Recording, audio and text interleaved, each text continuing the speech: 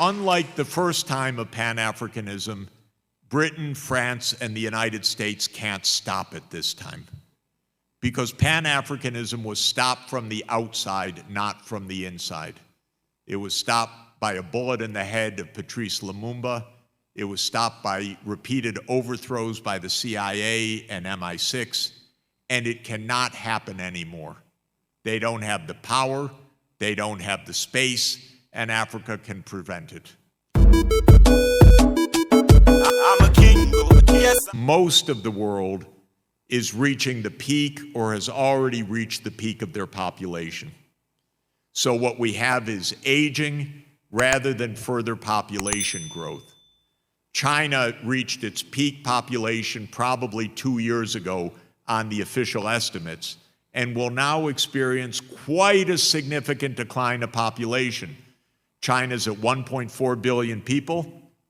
By the end of this century, the projection is well below 1 billion, and the actual UN medium forecast is below 800 million. The one region of the world where the population continues to grow rapidly is Africa. Africa's population grew 5 times from 1950 till today. It's 1.5 billion.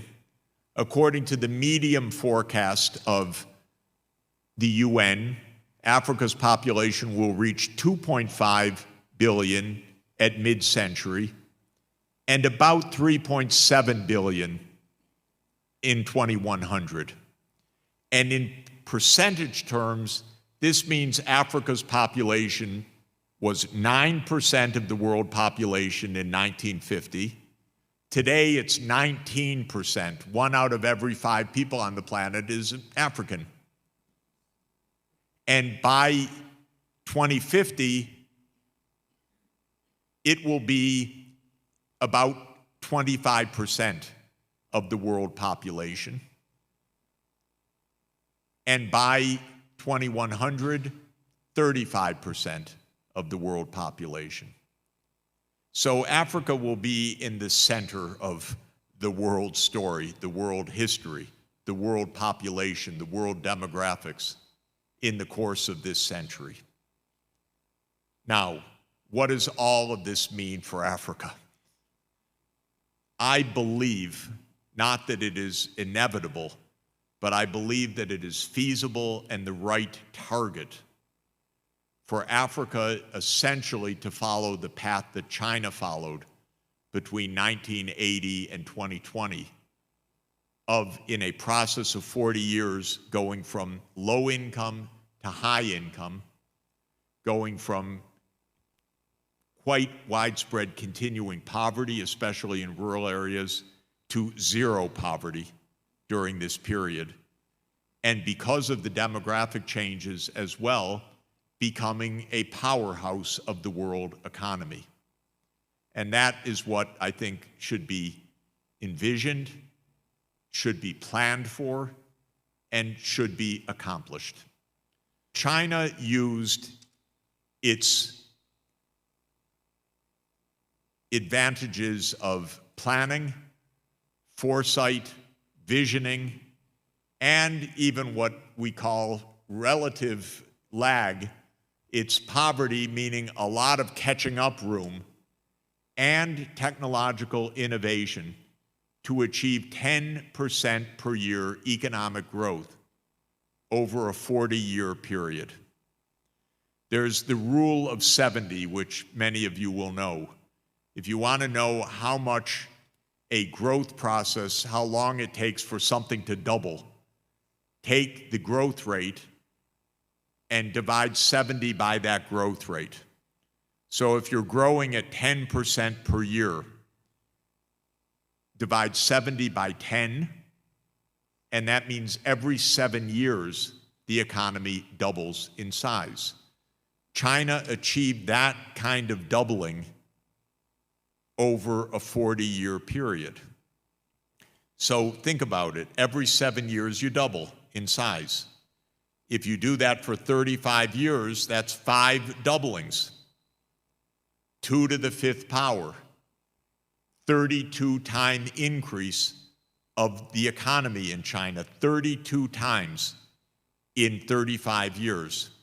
And because this continued even beyond 35 years, it's been about a 40-time increase of output of China, which is why China became the world's largest economy during this 40-year period. My analysis and recommendation is that Africa chart out such an ambitious trajectory, because Africa's time has come and its turn has come. China achieved rapid growth for 40 years. The other country of comparable size, India, has been growing at about 7% per year since the year 2000. Again, applying the same rule of 70, that means doubling every 10 years. And India has become, during this 25-year period, the third largest economy in the world. And its poverty is now below 5%. Remember India having poverty everywhere? Its extreme poverty rate is now below 5%. So my view is Africa is next. You're the next region of 1.5 billion people. But it takes some change of perspective and some new strategy. The change of perspective, first of all, is that this has to happen at a continent-wide scale. Africa was left after the imperialist age with 54 countries and a 55th one in dispute. The transformation that I'm talking about cannot happen 54 separate times. It should be an Africa-wide success, because scale matters in economics. China and India were able to grow so fast because of a large economy and a large market that supported a lot of innovation and supported a single strategy that was coherent to build out a power system, to build out a fast rail system, to build out a highway system, to build out a 5G digital system. And Africa, I want to act like the Union, like a continental free trade area that is investing at the African scale to accomplish the same. And that, I think, is the key first step to being able to replicate this rapid catching up plus leapfrogging process. In order to do that, first, think like a union, partner with universities across the continent to help engender this kind of Africa-wide ambition and strategy and know-how to get this done. Champion union, true African union, true Pan-Africanism to be able to accomplish this. And unlike the first time of Pan-Africanism, Britain, France, and the United States can't stop it this time, because Pan-Africanism was stopped from the outside, not from the inside. It was stopped by a bullet in the head of Patrice Lumumba. It was stopped by repeated overthrows by the CIA and MI6, and it cannot happen anymore. They don't have the power, they don't have the space, and Africa can prevent it. And so we can really have an Africa-wide strategy. And that means building out the infrastructure, the hard infrastructure of rail, of digital, of shipping, coastal shipping, and I could say the soft infrastructure of a continental-wide university excellence to put science and technology in the forefront, because this will require a lot of innovation and a lot of homegrown skills all over the continent.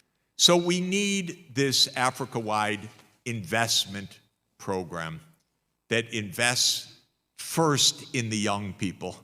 This vast population increase is so promising if you invest in the skills of the young people. Keep the mindset, no child should be without at least a high school education, upper secondary, minimum, everywhere, quality. No child should be at school without a laptop. Really. You need this for today's world. They're not expensive. They can be part of an education budget. Everybody needs digital access. We're all going to have our AI tutors online, helping us through difficult problem sets and so forth. You need to use the leapfrog technologies. So investing in the skills is critical. And then, of course, that means all of the rest of the infrastructure that supports this. This, I think, is what the great opportunity is. I think that this is what we really mean by the change of the world order. I believe that by 2050, Africa will be a high-income region. It will be a successful and growing region. It will be a region of peace, and it will be looked to throughout the world for partnership and for innovative solutions. Thank you very much.